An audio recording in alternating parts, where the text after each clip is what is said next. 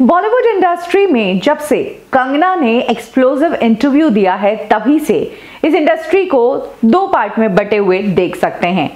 एक वो लोग जो कंगना को सपोर्ट कर रहे हैं और एक वो लोग जो कंगना को अपोज कर रहे हैं। लेकिन आपको बता दें कि उनको जो लोग सपोर्ट कर रहे हैं वो इंडस्ट्री से कम और इंडस्ट्री से बाहर से ज्यादा है, और जो लोग कंगना को अपोज कर रहे हैं वो मेनली इंडस्ट्री वाले ही हैं। और अब एक एक्ट्रेस है जिन्होंने कंगना को झूठी और हिपोक्रेट बोला है।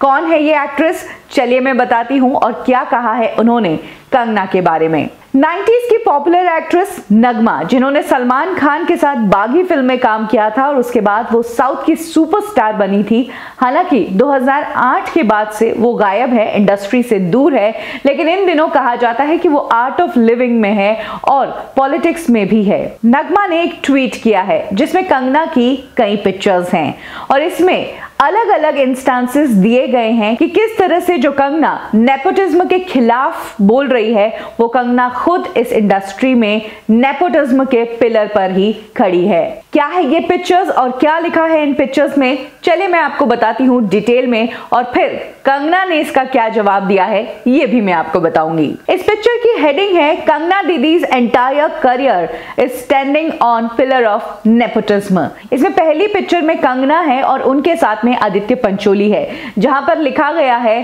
कंगना को बॉलीवुड में इंट्रोड्यूस किया आदित्य पंचोली ने, यानी कि नेपोटिज्म, क्योंकि आदित्य पंचोली कंगना के बॉयफ्रेंड है। दूसरी पिक्चर में कंगना रनौत को महेश भट्ट के साथ दिखाया गया है और इसमें लिखा गया है पहली फिल्म गैंगस्टर महेश भट्ट के साथ, ये भी नेपोटिज्म। तीसरी पिक्चर में कंगना को इमरान हाशमी के साथ दिखाया गया है और उस पर लिखा गया है कि पहला हीरो इमरान हाशमी, यानी कि नेपोटिज्म। इसके बाद में चौथी पिक्चर में कंगना रनौत को ऋतिक रोशन के साथ दिखाया गया है, जिसमें एक सीन है क्रिश से और एक सीन है काइट से। इसमें लिखा गया है कि दीदी का करियर फ्लॉप हो गया, यही कारण है कि ऋतिक रोशन ने उन्हें रिलॉन्च किया फिल्म काइट से, और उसके बाद दीदी एक बार फिर से फ्लॉप हो गई तो उन्हें एक बार फिर से ऋतिक रोशन ने हेल्प की फिल्म क्रिश 3 से, यानी कि नेपोटिज्म। इसके बाद पांचवी पिक्चर में कंगना रनौत को दिखाया गया है अपनी ही बहन रंगोली के साथ और उसमें लिखा गया कि दीदी ने अपनी ही बहन को अपनी पीआर बना लिया,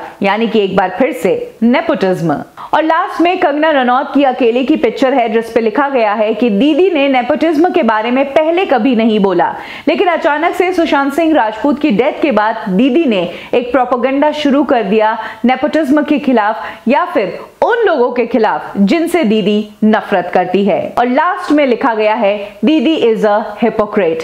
कुछ इस तरह की पोस्ट नगमा ने ट्वीट की है जिसमें कंगना को हिपोक्रेट कहा गया है और कहा गया है कि उनका पूरा करियर ही जो है वो नेपोटिज्म के पिलर पर ही खड़ा है। और अब नगमा को जवाब दिया है कंगना ने। जी हां, नगमा के इस पूरे पोस्ट पर एक के बाद एक पॉइंट वाइज कंगना की तरफ से ट्वीट्स आए हैं और जवाब आए हैं।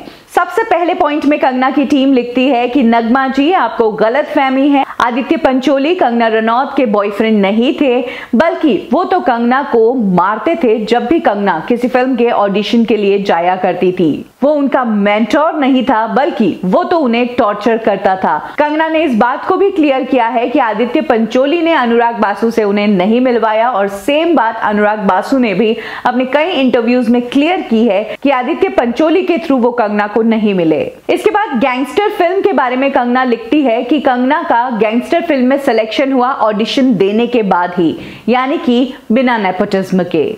पॉइंट नंबर 3 में वो ऋतिक रोशन के लॉन्च करने वाली बात पर कहती है कि कंगना को काइट्स फिल्म में बैकग्राउंड आर्टिस्ट की तरह यूज किया गया था।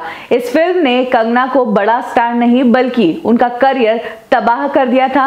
यही कारण था कि कंगना क्रिश 3 में कभी काम ही नहीं करना चाहती थी, लेकिन फिर भी कंगना को क्रिश 3 में काम करने के लिए फोर्स किया गया था। और रंगोली को अपने पीआर हायर करने की बात पर कंगना कहती है कि कंगना को बॉलीवुड में कुछ इस तरह तरह से नफरत झेलनी पड़ी कि कोई भी एजेंसी कंगना को हायर करने के लिए ही तैयार नहीं थी, क्योंकि कंगना कुछ प्रिंसिपल साथ लेकर चलती थी कि वो शादियों में डांच करने नहीं करेगी, वो फेयरनेस क्रीम्स को एंडोर्स नहीं करेगी। यही कारण है कि ज्यादातर पीआर एजेंसीज कंगना को मैनेज नहीं करना चाहती थी। जब कोई ऑप्शन अवेलेबल नहीं था तब जाकर कंगना ने अपनी बहन रंगोली को अपनी मैनेजर रख लिया। इसके साथ ही उन्होंने इस बात को भी क्लियर किया कि कंगना को बिजनेस के बारे में आइडिया नहीं था, इंग्लिश की नॉलेज भी इतनी नहीं थी। यही कारण है कि उनके बारे में जो कुछ भी झूठ फैलाया जा रहा है उसका जवाब देने में कंगना असक्षम थी, इसीलिए उन्होंने कंगना को हायर किया था। और इन्हीं ट्वीट्स को खत्म करते हुए कंगना ने नगमा के लिए लिखा है कि झूठ को फैलाना बंद करो। कंगना रनौत को जो लगता था वो उन्होंने मीडिया में शेयर किया और अब लोग भी अपने हिसाब से अपने ओपिनियंस रख रहे हैं। लेकिन ये जानकर आश्चर्य होता है कि जो लोग ये पॉइंट आउट कर रहे हैं कि कंगना इतना टाइम नहीं बोली लेकिन सुशांत सिंह राजपूत के टाइम पर क्यों बोली, तो उन लोगों को ये भी जान लेना चाहिए कि जो लोग इतने टाइम से बॉलीवुड इंडस्ट्री से गायब है, बॉलीवुड में कुछ भी हो रहा है तो वो बोल नहीं रहे हैं, लेकिन अचानक से इस मैटर में वो कंगना को अपोज करने के लिए आ जाते हैं। जैसे कि नगमा का ही केस ले लीजिए, तो ये चीजें कुछ है जो सोचने पर मजबूर कर देती है कि वाकई में ये अपना पॉइंट रख रहे हैं या फिर किसी ऐसे इंसान की आवाज दबा रहे हैं जो इस इंडस्ट्री के कच्चे चिट्ठे सामने लेकर आ रहा है। आप ही बताइए आपको क्या लगता है, कमेंट सेक्शन में जरूर शेयर करें। देखते रहिए बॉलीवुड ठिकाना।